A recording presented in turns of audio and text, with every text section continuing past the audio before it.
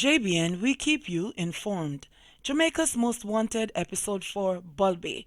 In the 1990s, the modern political thug had evolved into a lord of the underworld, and for the most part, had stolen the love shown to political representatives by residents of garrison communities.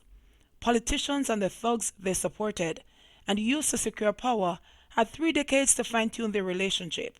By this time, extortion and drug trafficking had become the main money earners of criminal gangs, which had less need to feed directly from the political trough. But there were still areas where gangsters aligned themselves to the dominant party in their garrison communities, and in the process kept political order. One gangster who amassed a massive fortune and whose criminal activities created a long list of murder victims was Donovan Bennett, former leader of the Spanish Town-based Klansman gang. Bennett was shielded by politicians despite the protest of a member of parliament.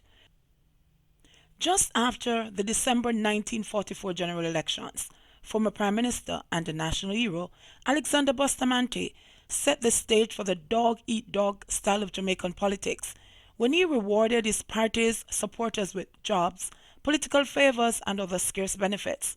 Since then, the dogfight for political spoils has never ended. Bulbie, who was born at King Street in the whole capital of Spanish Town in 1964, emerged in the 1990s, just as former Member of Parliament for South Central St. Catherine, Heather Robinson, was asked to serve in that constituency by the Patterson-led People's National Party. During that period, Bulbie was a party strongman who carried out the bidding of PNP candidate for Central St. Catherine, Clinton Jingles Davy, who eventually lost in his bid to unseat incumbent Member of Parliament Bruce Golding. Bulbie was Davy's head honcho, who kept order in PNP-aligned communities in the constituency before and after the March 1993 general elections. Before those elections, a returning officer for South St. Catherine was attacked and shot dead. Police said Bulbie and his cronies were suspected to be behind that murder. When the votes were counted, Robinson had won her seat, but Davy lost by a landslide to Golding. However, victory would prove bittersweet for Robinson when Bulbie and his cronies attached themselves to her political team and began to make several demands. After summoning the Member of Parliament to a meeting, Bulbie reportedly told Robinson that his ambition was to be the only Don in Spanish Town and its environs. Bulbie reportedly threatened several senior members of the party who were also at the meeting, which was held at Robinson's constituency office, when he said, "All old Dan are got dead." Out of concern for her party workers, Robinson called up Davy and asked him to intervene and rein in Bennett, but to Robinson's surprise, a request would be met with a cold response from her former colleague, who reportedly told her, "If you won't feed them, I will." Just days after the meeting, Bulbie and his clansmen made good on his promise and murdered a popular party worker who worked closely with Robinson.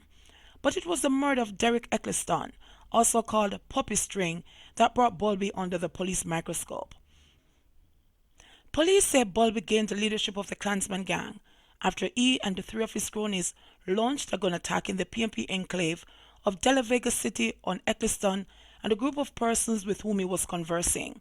The attack was their 3rd attempt on Eccleston's life, and this time, Bulbie and his gang were successful. After shooting and wounding Eccleston, Bulbie reportedly went over the wounded man and pumped several shots into him. After that killing, Bulbie was listed as wanted for murder. His 3 cronies who had gone with him into De La Vega City that night were held by police and were later convicted and given lengthy prison terms after being found guilty in the High Court. The men were convicted after an eyewitness gave evidence which implicated Bulbie and his cronies, but Bulbie was never held by the police and continued to trod on his path of destruction and death. At the time of his death in 2005 October, police say they linked Bulbie to at least 80 murders. Among those killed by Bulbie and his cronies were a number of PNP workers who worked for the bewildered Robinson. At the time, the former politician threatened to resign after accusing a PNP councillor of colluding with Bulbie and facilitating garrison politics. While her workers were being killed like flies, Robinson appealed to her colleagues in Parliament to dismantle tribalism and dismantle the power base of the Dons. In an impassioned plea, Robinson told the Parliament that she would not hug up criminals and was not able to give birth to a Don. "In that regard, I am truly barren," Robinson said in the famous speech in Gordon House. "Are there any of us in this House who would dare to go to the constituency that they represent and declare to these number one Dons, or now super predators, that we are finished with them and to no longer need their services?" She also hit out at the old style of politics. "Some of the old dogs in our parliament need to be taught new approaches," she also said. But Robinson would come in for a rude awakening as her plea was met with a stony silence and fell on deaf ears. Instead of supporting their colleague in the drive to clean up the political landscape, the politicians ostracized Robinson and treated her like a traitor. In short, she got no help and was left out on a limb. Weeks after that speech, when it was clear that no action would be taken, Robinson resigned from her position in Parliament in May 1996 after 3 years in the position. Bulbie, in the meantime, stuck to his goal and continued building his evil empire by snuffing out his rivals and expanding the turf of his Klansman gang. Soon the Klansman gang would set up bases in Old Harbour, Damed, Linstead, and other areas of St. Catherine and Clarendon. By the turn of the millennium, Bennett's criminal empire was worth millions, as he and his gang built a massive extortion racket, which targeted fearful business owners and taxi drivers.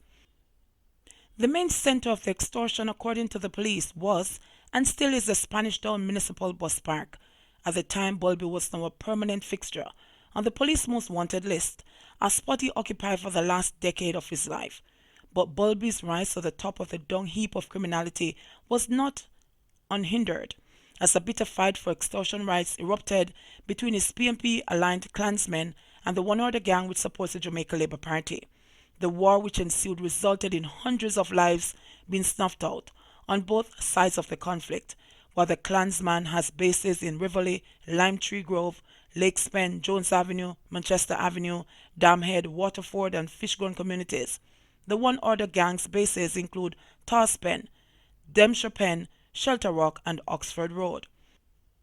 By this time, Bulbie was the beneficiary of a multitude of government contracts, even though he was a wanted man. Like most infamous criminals before him, Bulbie had eyes and ears in the security forces and managed to elude many police dragnets. In 2001, police suspect that he briefly fled from authorities in Kingston to Greater Britain under a false identity.